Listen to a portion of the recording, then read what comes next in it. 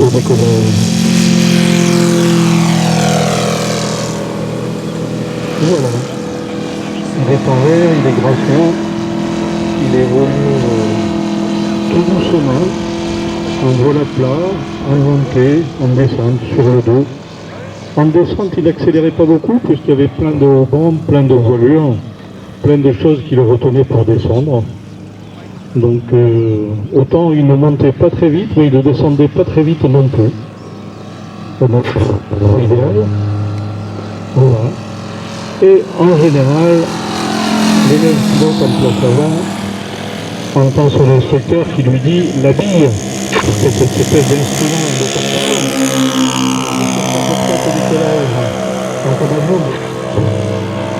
un avion américain. Bien hauteur. On n'avait pas les astres de l'armement et toutes ces choses-là. C'est une liaison entre les différents terrains. Le Stearman qui se représente dans l'axe.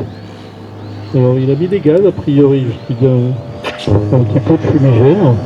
Et comme on le voit, il est plein de gaz, mais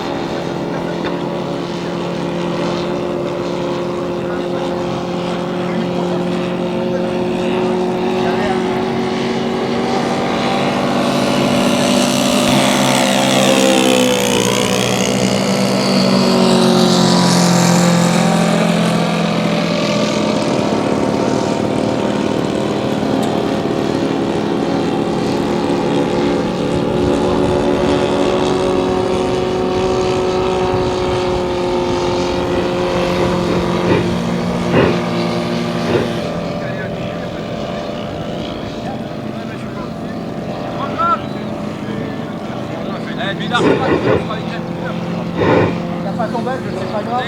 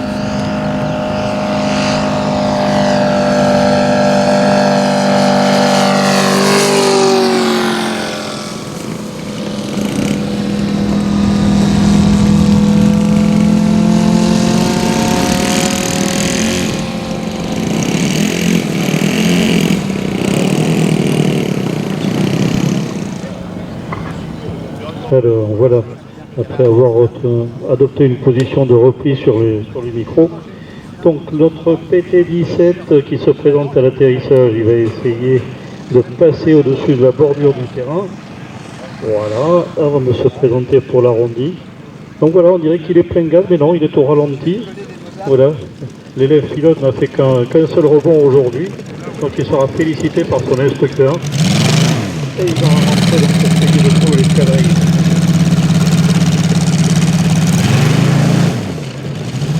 Géométrie des trains s'allonger pour pendant que l'avion décollait lui véritablement. Voilà le décollage, donc dès qu'il met les gaz, il décolle. On va venir observer tout au sol. Voilà, il a sorti ses volets, il a sorti ce bec de bord d'attaque.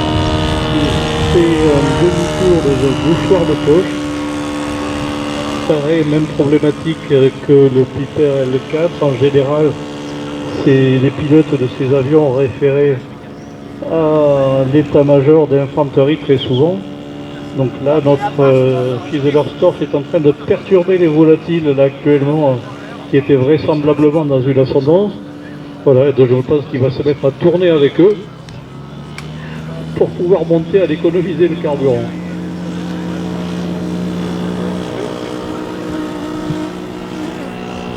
Voilà, notre Storch a repéré une cible, il est tout au ralenti, il fonce sur sa proie pour repérer sa position exacte, et dans des endroits pas possibles, très courts, et de pouvoir évacuer les blessés du champ de bataille qui étaient allongés en civière derrière le pilote. Toutes les caractéristiques ont été exploitées dans les avions d'observation, également dans d'autres conflits.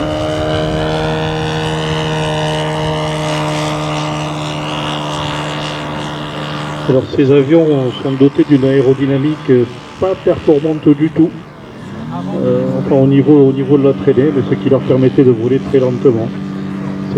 Dans l'équation, on ne peut pas avoir un aéronautique de grande vitesse avec beaucoup de traînée. C'est la caractéristique de ces machines. Beaucoup de mecs de bord d'attaque, beaucoup de surface portante, des évolutions à vitesse très réduite. Et du coup, la vulnérabilité est due à la baisse du temps.